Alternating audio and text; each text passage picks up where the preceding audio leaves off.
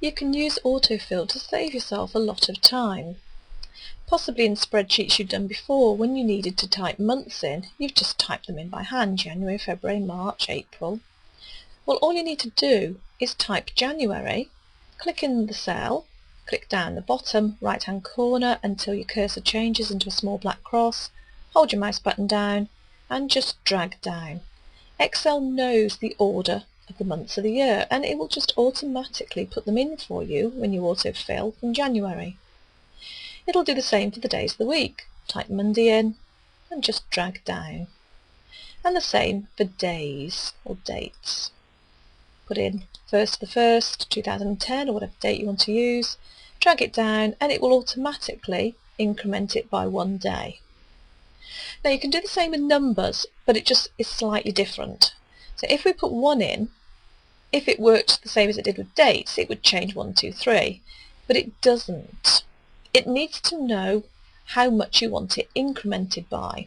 So what you'd actually need to do is to put the second number in. So you put 1 and 2, so it knows that you want to go up by 1 each time, drag it down, and then it will increment each number by 1.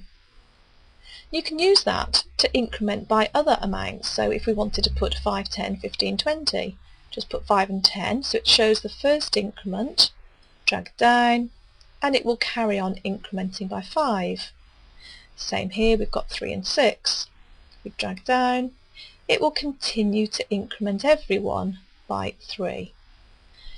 You could also use this with dates. Now here, to remember, it incremented by 1 day, and that's what it will do. But you could, instead of just incrementing by 1 day, decide you want it to increment by a month.